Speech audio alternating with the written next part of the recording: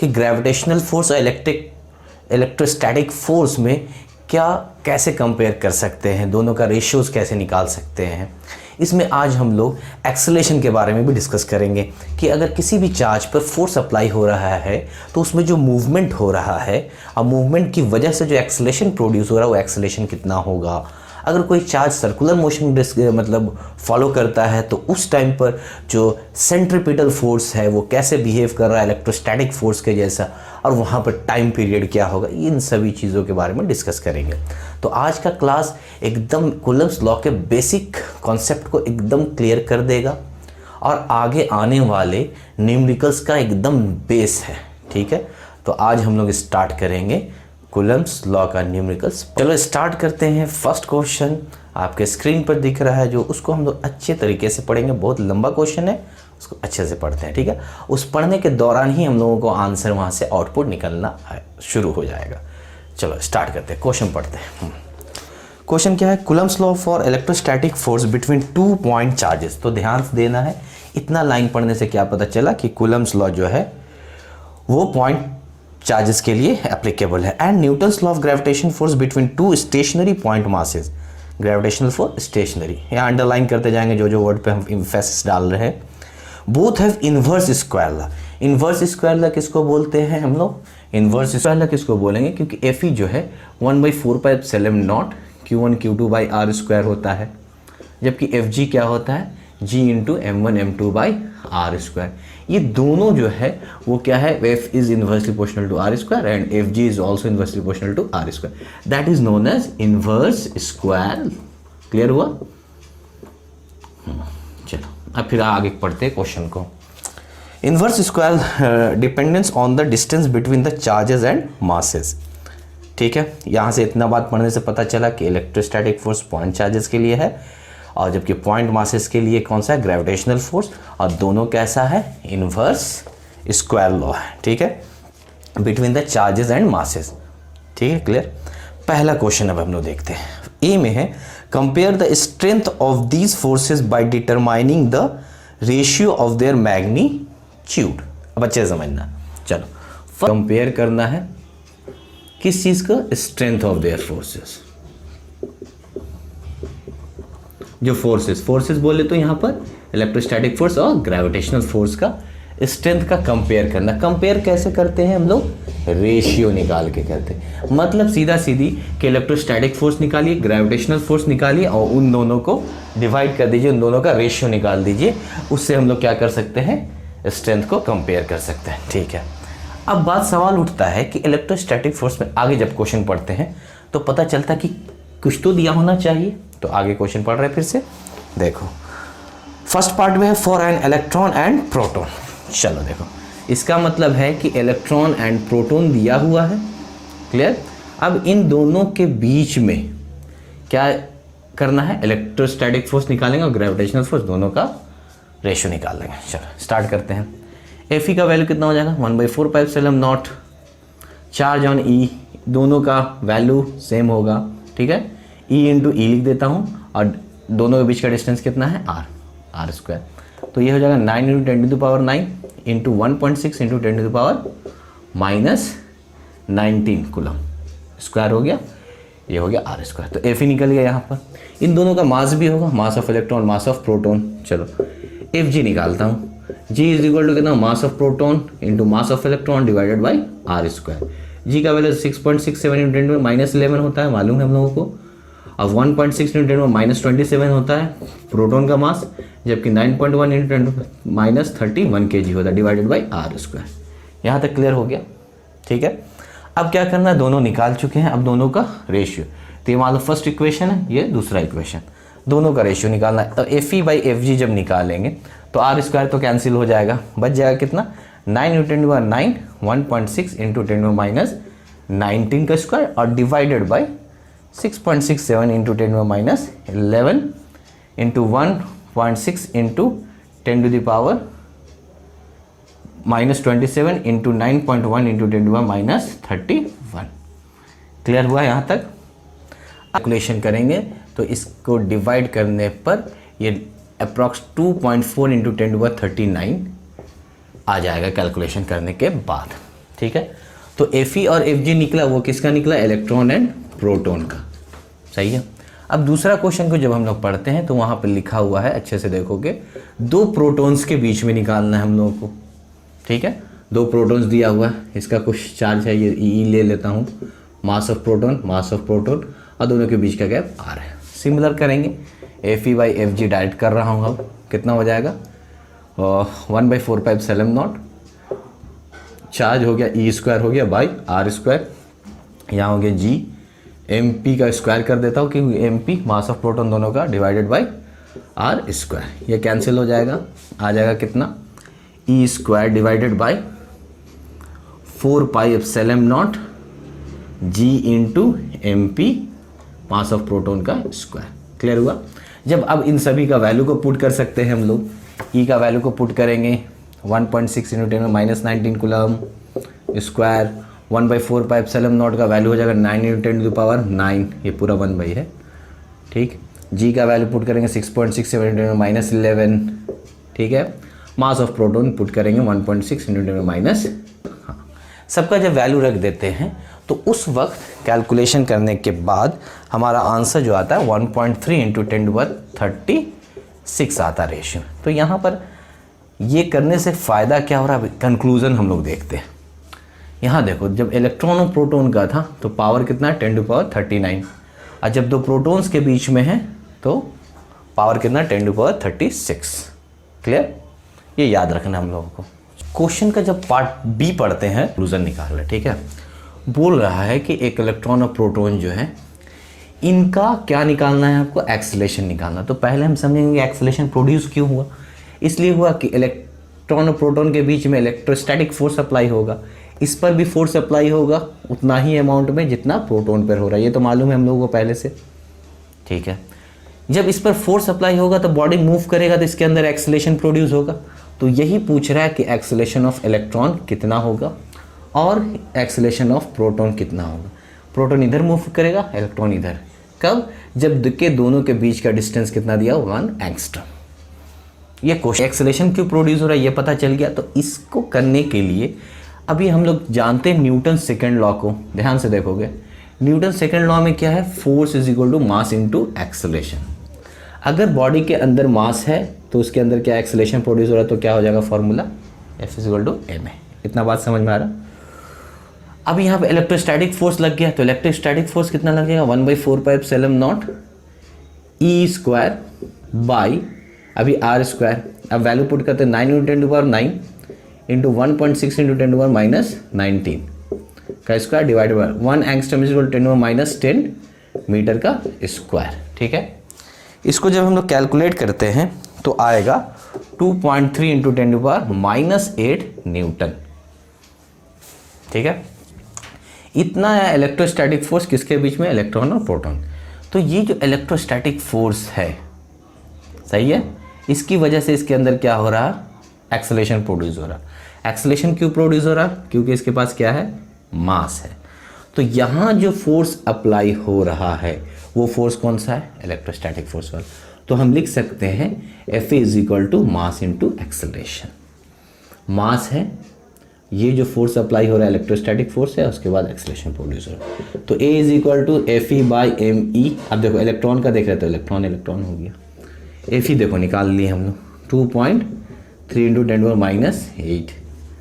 Mass of electron मालूम है 9.1 × 10⁻31। ठीक, चलो ऐसा करने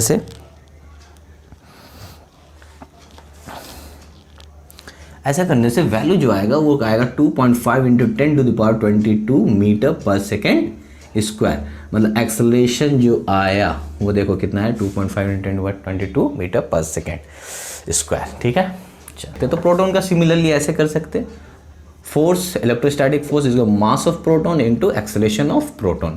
तो acceleration of proton is equal to कितना होगा? Fe/mp। ये तो Fe निकल गया है, इतना निकला। ठीक है, अब मास ऑफ प्रोटॉन कितना हो जाएगा? 1.6 × 10⁻27 kg। क्लियर? इसको जब हम लोग डिवाइड करते हैं तो आएगा 1.4 × 10⁻19 मीटर पर सेकेंड स्क्वायर। ठीक है। हाँ, ये क्या निकल गया, एक्सेलरेशन ऑफ प्रोटॉन निकल गया इतना। अब दोनों में कंपेयर करते हैं, अच्छे से देखते हैं इसको, ठीक है। ये बहुत अच्छी चीज़ है, इसको समझते हैं हम लोग। देखो ध्यान से, दो प्रोटॉन जब यहाँ पर फोर्स अप्लाई हो रहा था तो इलेक्ट्रॉन्स जो है वो कितना से मूव कर रहा है, 10⁻²2, मतलब ज़्यादा तेज़ी के साथ कौन मूव कर रहा, इलेक्ट्रॉन, जबकि ये क्या कर रहा है, इससे स्लो हो रहा। एक बात पता चला कि एक्सेलरेशन जो है इलेक्ट्रॉन और प्रोटॉन का निकालने से ये फ़ायदा हुआ कि इलेक्ट्रॉन का एक्सेलरेशन फास्ट है, ठीक है। चलो, एक बात समझ में आ गई। अब एक और चीज़ कंपेयर करते हैं। देखो, अगर मान लो कि इलेक्ट्रॉन्स को हम छोड़ देते, इसके अंदर मास है और इसको ग्रेविटेशनल फील्ड में छोड़ देते तो नीचे आता, ये कौन सा एक्सेलरेशन से आता, एक्सेलरेशन ड्यू टू ग्रेविटी। ये एक्सेलरेशन ड्यू टू ग्रेविटी होता कितना है, एक्सेलरेशन ड्यू टू ग्रेविटी होता है 9.8 मीटर पर सेकंड स्क्वायर लेते हैं हम लोग। जबकि अभी इलेक्ट्रोस्टैटिक फोर्स जब लग रहा था, ये due to mass gravitational force हुआ, ये due to mass gravitational force लगा और उसमें एक्सेलरेशन कितना प्रोड्यूस हुआ, 9.8 मीटर पर सेकंड स्क्वायर। लेकिन यही अगर इलेक्ट्रिक फील्ड में रखते और चार्ज को हम लोग मूव कराते हैं इलेक्ट्रॉन को, तो उस टाइम में भी एक्सेलरेशन आया जैसे हो रहा है। तो इस टाइम पर जो एक्सेलरेशन आया 2.5 × 10⁻22 मीटर पर सेकंड स्क्वायर। अब देखो पावर का खेल इसमें ना है, ठीक है, कितना ग्रेटर है एक्सेलरेशन ड्यू टू ग्रेविटी से, दिख रहा। मतलब इसका जब आप चार्ज रखेंगे और इलेक्ट्रिक फील्ड में, तो इलेक्ट्रिक फोर्स जो लगेगा इसके कंपेयर में इसको हम लोग क्या करेंगे, नेग्लिजिबल, ख़त्म कर देंगे, ठीक है। ड्यू टू मास जो ग्रेविटेशनल फोर्स लग रहा है और एक्सेलरेशन प्रोड्यूस हो रहा है वो इसके रिस्पेक्ट में बहुत ही छोटा है। इसीलिए हम लोग ऐसे समझते हैं कि इलेक्ट्रोस्टैटिक फोर्स क्या है, बहुत है ग्रेटर देन ग्रेविटेशन। तो मतलब एक्सेलरेशन भी क्या है, much greater than acceleration due to gravity. Clear हुआ? ये क्वेश्चन का पूरा परफेक्ट आंसर था, हर एक चीज़ पर, हर एक पहलू को देखने के बाद। हम लोग देखते हैं कि न्यूक्लियस के अंदर, कि न्यूक्लियस का साइज़ हम लोग 10⁻−15 मीटर लेते हैं। इसके अंदर जो दो प्रोटॉन है सेट किया हुआ, तो इसका मास भी है, इसका भी मास है, इस पर चार्ज है। तो जब इलेक्ट्रोस्टैटिक अप्लाई होता है दोनों प्रोटॉन्स के बीच में, तो कितना, 230 न्यूटन अप्रॉक्स, ठीक है। यही ड्यू टू ग्रेविटेशनल फोर्स जब हम देखते हैं तो 10⁻−34 न्यूटन आता है।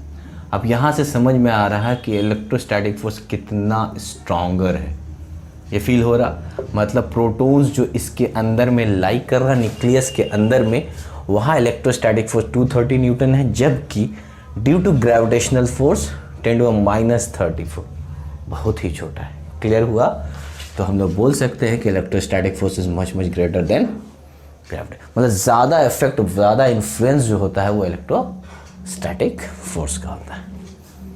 क्वेश्चन देखो स्क्रीन पे जो दिया वो उसको आपको बनाना है, आराम से तुरंत बैठ के बना दो हमें। अब जो नेक्स्ट क्वेश्चन स्क्रीन पर है उसको देखो, ये दोनों क्वेश्चन क्या है, सेम है, दोनों क्वेश्चन का मतलब सेम है। हाँ, क्या लिखा हुआ, particle of mass m carrying a charge -q1 moving around a charge +q2। मतलब एक पार्टिकल है जिसका मास m दिया हुआ और चार्ज -q है, ये मूव कर रहा है किसके अराउंड, +q2 के, अलॉन्ग ए सर्कुलर पाथ जिसका रेडियस दिया हुआ है। चलो यहाँ इतना लाइन पढ़ने से पता चल रहा है बात क्या, कि +q है यहाँ, q2 है यहाँ, इसके चारों तरफ कौन मूव कर रहा है, -q1 जिसका मास कितना दिया हुआ m और इसका रेडियस कितना दिया हुआ, सर्कल का r, इस पर मूवमेंट हो रहा है, ठीक है। यहाँ तक ये पता चला।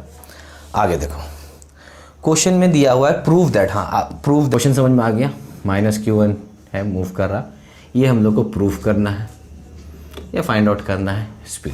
चलो अब देखो इस क्वेश्चन के पीछे की बात, जब कभी भी कोई भी बॉडी सर्कुलर मूव करता है, चाहे स्टोन है वो सर्कल में मूव कर रहा है, तो उसके लिए क्या रिक्वायरमेंट है आपका, सेंट्रीपिटल फोर्स होना चाहिए, ठीक है। कोई भी स्टोन मूव कर रहा है, मान लो स्टोन है, इसको रस्सी से बांध दिया स्ट्रिंग से और घुमा दिया पूरा, जब घुमाया तो इसका जो मास है ये मूव कर, कैसे मूव कर रहा, तो इसके पास एक सेंट्रीपिटल फोर्स एक्ट करता है किधर, टुवर्ड्स द सेंटर, सही है। तो सर्कुलर मोशन होने के लिए ये फोर्स का होना ज़रूरी है, अगर ये फोर्स नहीं रहेगा तो ये मोशन सर्कुलर नहीं होगा। तो centripetal force for circular motion, ठीक है, यहाँ तक तो आइडिया बन गया। इसको जब हम लोग वैल्यू निकालते हैं फॉर्मूला, तो इसका क्या होता है mv²/r।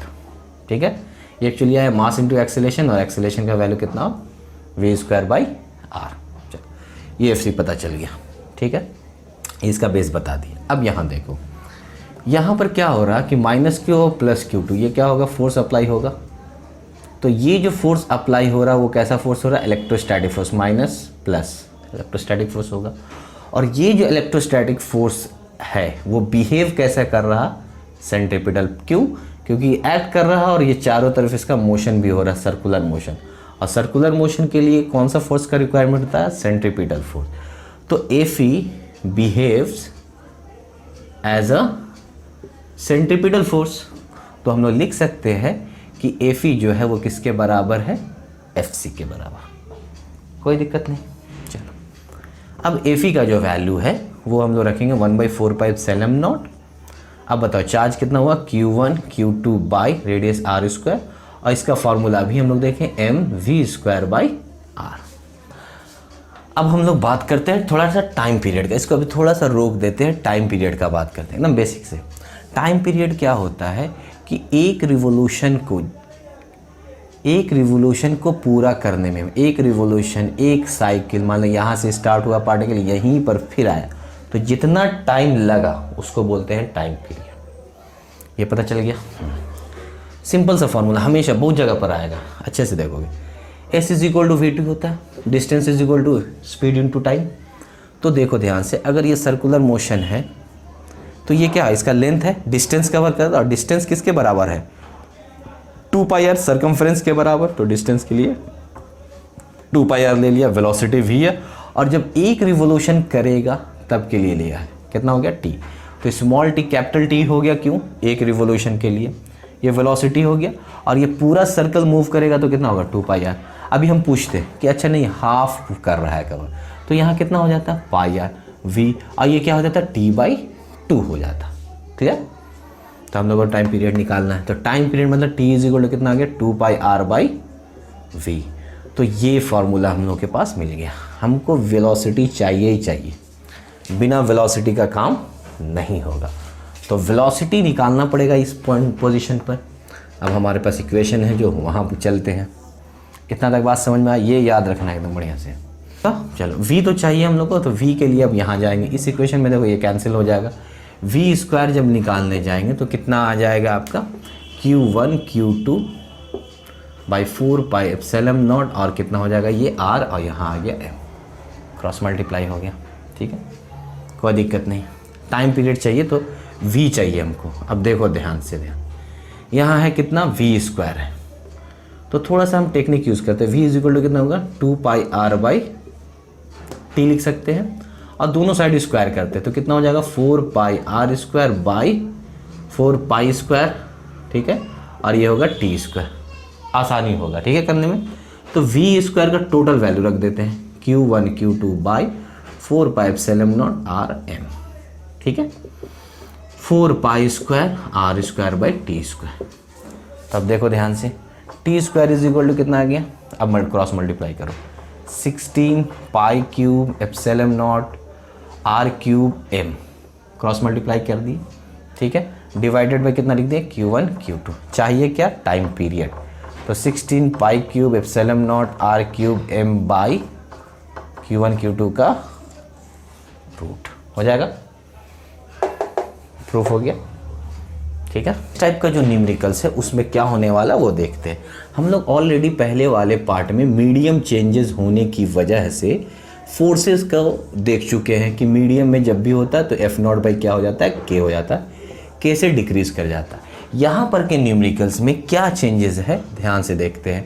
पहले क्या दिया हुआ रहता था, F0 गिवन रहता था, K गिवन रहता था, FM निकाल लेते थे। यहाँ पर आपका गिवन होगा FM, ठीक है, और K गिवन होगा, और कुछ चार्ज निकालने के लिए बोल सकता है, कहीं पर डिस्टेंस निकालने के लिए बोल देगा। तो फॉर्मेट समझ में आ रहा है।